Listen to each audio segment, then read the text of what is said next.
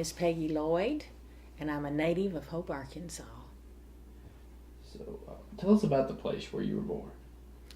Well, I was born in Hope. It's a small town in southwest Arkansas. My family has lived in the region for a long time.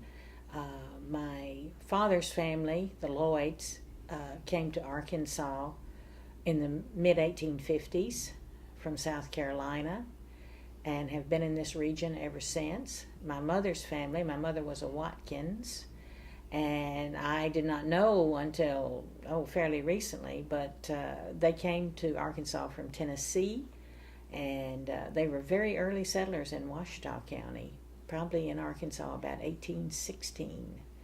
And her family lived in Columbia County, northern Columbia County, and they a series of circumstances led to their being in Hope. I had an aunt who was born about 1909, and when she was a little girl about 7, she got a bad case of diphtheria. And the doctors were able to save her, but they told my grandparents, she's got to have mountain air or she won't live. Doctors believed that then. So my grandfather sold out his farm near Lamartine in Columbia County, and they went by wagon up to the Glenwood and Caddo Gap area. Took about a week to go up there in the wagon. My aunt told me, another aunt told me that the little girl that had been sick, her name was Roxy, she was running ahead of the wagon by the time they got up there. But my grandfather rented a place from a local man up there, and they lived up there for about a year. My grandfather was a farmer. He rented that place, made a crop. That's how they lived. When the year was over, they decided to move back. They came down to the Washington area. They didn't go back to Columbia County. And my grandfather had a couple of brothers living in the area, and I think that's what motivated them. And ultimately he bought a farm here, and we've been here ever since. Now, they were displaced by the Proving Ground in 1940. The Proving Ground took their farm. Later he bought the land back, but they never went back to live on it. They built a home out on West Avenue B, just outside the Hope City limits. It was a farm that was owned by John Barlow. He was a businessman in Hope. He ran the Barlow Hotel, very well known. And it had a nice brick home on it, and it was a dairy farm. But the home had burned. And my aunt, who was the oldest of the children, told me that so many people were displaced from the Proving Ground that you could hardly find a place to rent or buy. People had money because their land had been purchased from them, but so many people, it was over 50,000 acres that the government took, and there were many, many farm families out there then. Some were owners, some were sharecroppers or tenants, but so many people were displaced that it was really tough to find a place. My grandfather rented a place near Prescott for a while, and then my aunt bought this property out on West Avenue B. And they built a home out there. They started the home in 1940, and they've been there ever since. My daughter now owns the house. That's the Watkins side of the family. The Lloyds lived north of Hope, near Deanne, off of Highway 29 North. And they had been in the vicinity of Washington, and then up north of Hope. I think my great-grandfather bought some of that property in 1892. All right. Well, as a child, what did you do in the summer? Well, when I was a child, when my father returned from World War II, he was a returned serviceman, and so they were selling the officers' quarters out at the Southwest Proving Ground, the area that's now known as Oak Haven. And since he was a veteran, they gave them priority, and he bought one of the houses there. And we lived there for a couple of years. I remember having my 4th and 5th birthday parties there. but he wanted to be a watchmaker. He had gotten interested in watchmaking when he was in the Army, and he decided to go to school under the GI Bill. He checked out some schools. There was one, I think, in Kansas City, another one in Memphis, Tennessee, and they chose Memphis, Tennessee since it was the closest. And when I was 5, we moved to Memphis, and he attended watch school there, which was a 2-year course. And I went to kindergarten, and then later I entered the public schools in Memphis, Tennessee, and we lived there for about 8 years. I went up through junior high, up through about the middle of the 7th grade in the Memphis public schools, and then we returned to Hope, and I entered the Hope public schools. And in the summer, I would come and visit my grandparents in Hope. I would usually spend most of my time with my maternal grandparents out on West Avenue B, and I would just play with the neighborhood kids there, one of whom was Sarah Gordon. And Sarah, her married name is Sarah Darling, and she was a chemistry teacher at Hope High, chemistry and science teacher at Hope High. Well, I don't think she was chemistry. She was a science teacher at Hope High School for many years. She's recently retired. And my cousins were there. Jack Watkins, who was an agri teacher at Hope High School for many years. Another cousin was his brother Phil, or Bo Watkins, who was the fire chief in Hope for years. And another neighbor was Junior Hargis.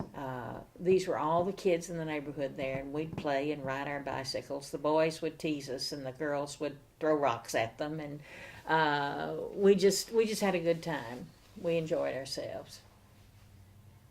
Well, what is one of your favorite childhood memories? My favorite childhood memory. Let's see. I remember having a little dog when I was at my parents' home, my grandparents' home, and I named her Vicky. She was a little white dog with brown ears, and I went on a trip to see my aunt. I loved that little dog. I would go to sleep on a pallet on the front porch. She'd snuggle down beside me, and I was so fond of her. And I went on a trip to Dallas to see my aunt who lived out there, and poor little Vicky got run over by a car. And I was heartbroken. I really didn't have another dog again for many, many years. I do have dogs as pets now, but I gravitated toward cats. And I enjoyed that little dog. I loved her dearly. All right. How large was your family? Well, on my mother's side, I'm from a small family. I was an only child, and 2 of my aunts had no children, and my uncle had 3 children. So there were 4 children in that family and 4 grandchildren. But my father's family was larger. He was one of 6 children, 3 brothers and 3 sisters in that order. And all of them had a couple of kids. One, my father only had 1, and another one had 3. So we were a very balanced family. That was a bigger family. But no, I don't come from a large family. When you were about 13, what was it like at home in the evenings? When I was about 13, let's see. Well, it was me and my parents. My mother would prepare dinner. And when I was 13, we were in Hope. We were living in a big old place that had never been completely finished because we were waiting to build a house. And it was surrounded by huge trees. I had some cats that I dearly loved. And I am not even sure that at that time we had TV. We may not have had it.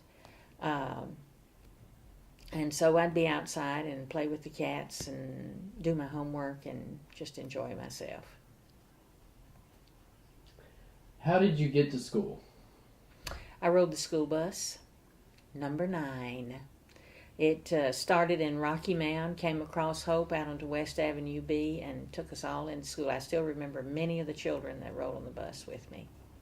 Went to Paisley School, stopped there, let some off, picked some up. Went over to Garland, let some off, picked some up, and then went on over to junior high and high school. I rode that bus throughout my junior and high career in Hope and high school. What were some of the clothing styles when you were in high school? Well, girls were wearing loafers and Oxfords with white bobby socks, and the skirts, the felt skirts with the poodle on the skirt were popular then. Yes, people actually dressed that way, and lots of crinoline petticoats. Some of the girls wore as many as 7 or 8 petticoats.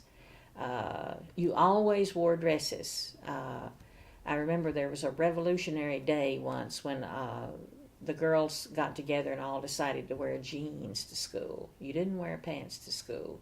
You wore dresses. Of course, that was back in the Stone Age, but the guys mainly wore jeans, that sort of thing. And of course, it was a blowout for the prom, too, even then. How was the social life? Well, I was a nerd when I was in school. Had a reputation for being academically good, and so I didn't date or anything like that. I didn't go to dances. I really didn't go to many football games. Even I went to one. We had one in Conway, and the whole town practically went up there on the train. But that was just, I didn't have a real active social life in terms of typical teenage stuff. I just didn't do that. It was not my thing. What time did your school start in the morning and end in the afternoon? Well, we started up about 8 or 8:30. You got to school and you would be hanging around outside talking to everybody, and then go inside for a kind of assembly. They'd have something on Friday for the football game. The cheerleaders would come out and do cheers and maybe a skit of some sort. Then everybody'd go to class. And I guess we got out about 3:30, something like that. I was usually home by 4 or thereabouts. And I took the school bus. Or I'd ride the bus uptown and get off and do something and then ride home with my parents. My parents both worked uptown. My father worked at a jewelry store and my mother worked at the National Laundry and Cleaners. All right. How old were you when you started dating? Let's see, I think 45 or... No, I'm just joking. Let's see, in college probably. What did you do when you went out on a date? Well, just around on campus, nothing very much.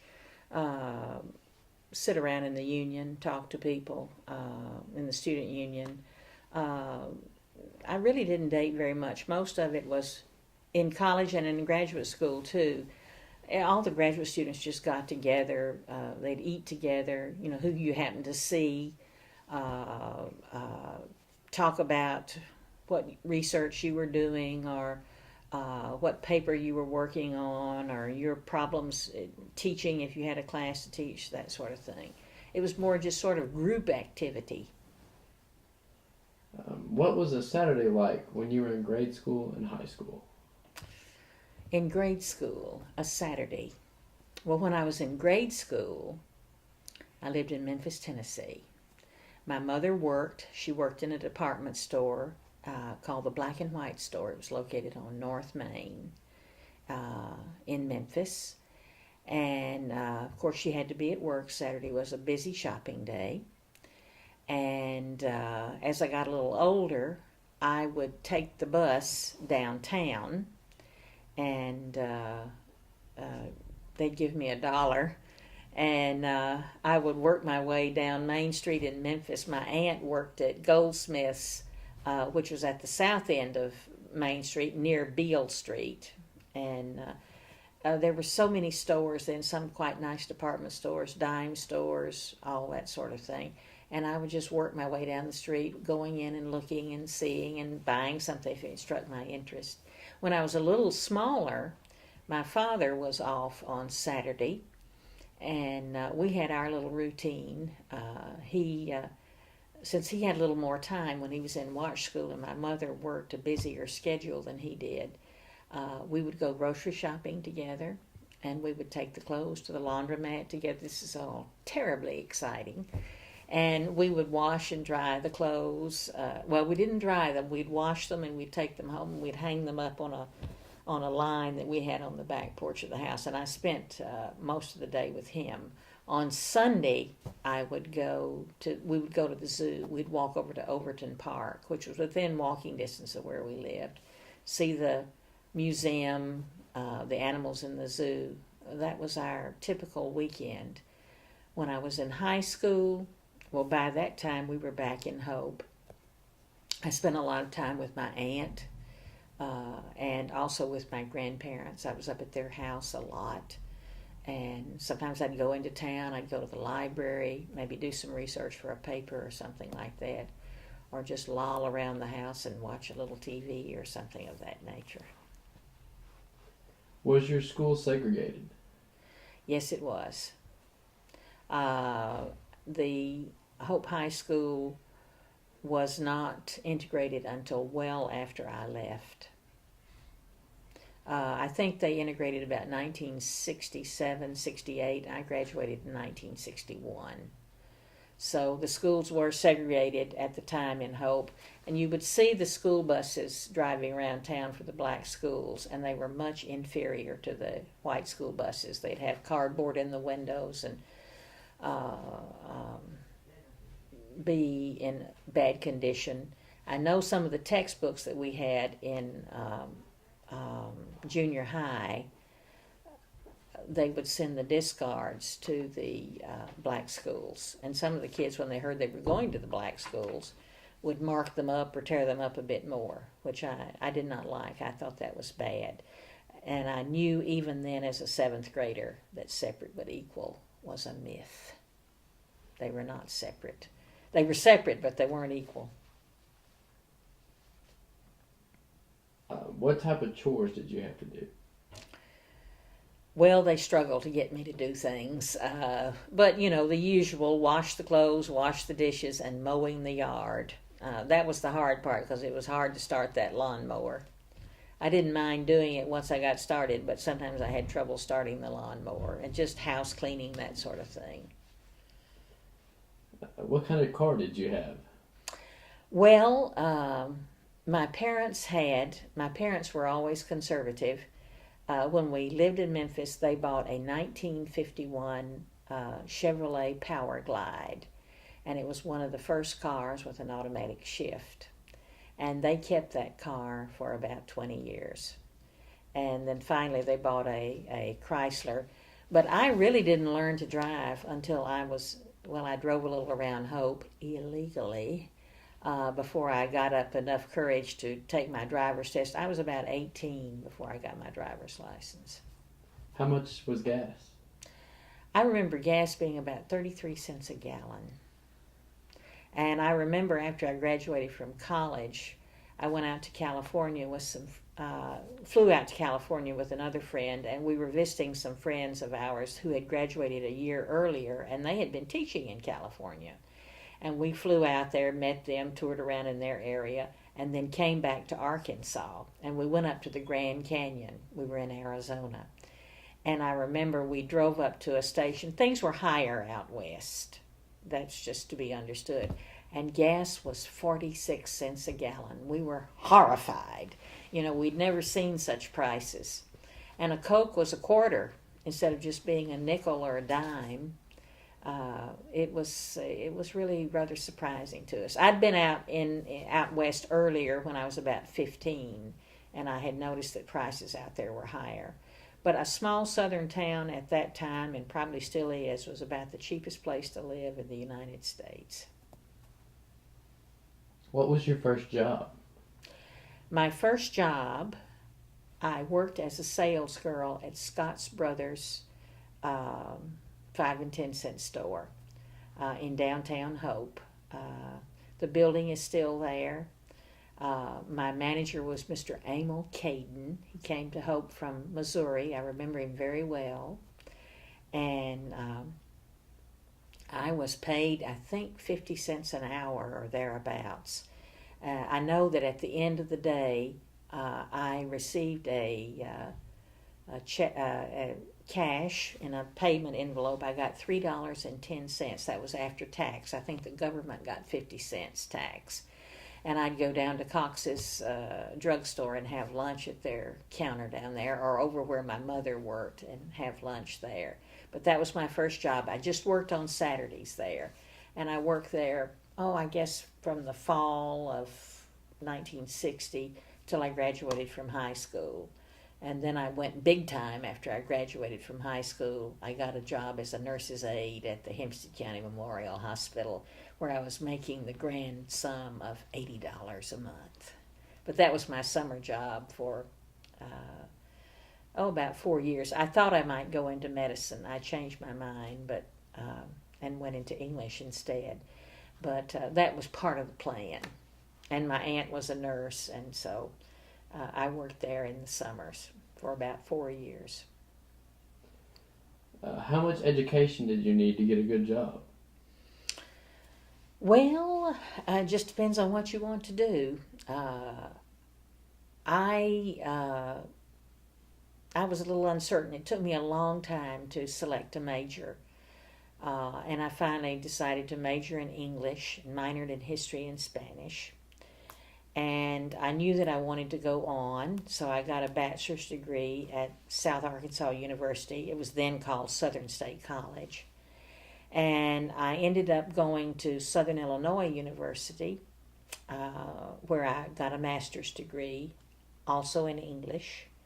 And then after that, I wanted to join the Peace Corps. So I did. And I ended up going to Malaysia. I had gotten some teaching experience at Southern Illinois. I was a graduate assistant, and I taught freshman composition. And so I ended up going to Malaysia. We trained in Hawaii for 3 months. We were on the big island of Hawaii, out in the country from Hilo, Hawaii. And we were on that island. I was also on the island of Molokai, where we went over there to supervise some Peace Corps volunteers who were going to Western Samoa, and they had to do a teaching practice in the public schools there, so we were their supervisors. And that's what I did in Malaysia. I lived in Kuala Lumpur, Malaysia for 2 years. It's the capital of the country. And I taught English at the Malayan Teachers College, and I also supervised the teaching practice of my students in Malaysia. They were training to be teachers in lower secondary schools. And so I was there for that time. So I think being in teaching and in that area of work, I knew pretty much that I needed at least a master's degree and might go on possibly for another degree beyond that. So graduate school. What did you do when you turned 18? When I turned 18... Well, that's I had just turned 18 when I graduated from high school, and I knew that I was going on to college. I got a scholarship to go to Southern State, and I got a summer job and at the Hempstead County Memorial Hospital, worked there for about 3 months, and then went to Southern State, where my mother had gone years before. So... nothing terribly exciting there. Just go to work right now. What kind of advice would you give today? Well, I'm a big one for work ethic. And I think people should get as much education as they can. I think it's just becoming so important. We live in a world that's changing very rapidly. And I think that people should do all they can to develop themselves, not just for monetary reasons. That's important and a practical consideration, of course. But I think that You need to develop yourself, find what you're interested in, whatever it is. If you can, if you're good in academics, or if you can kick a football, or if you want to be a fashion model, whatever it is, pursue that. I remember reading somewhere that a lady said, do what you love and the money will come. And I do think that's true. But I do encourage people to work hard. Don't be discouraged, and get as much education as you can if that's what you want to do. If you want to be a mechanic, that's great. Go off to mechanic school and be the best mechanic you know how to be. And I think that will, provide for you in life. We have to be practical about money matters, but it also will give you the fullest life possible. And I think that's what you really need to strive for. You want to have as full a life as possible. Well, thank you so much.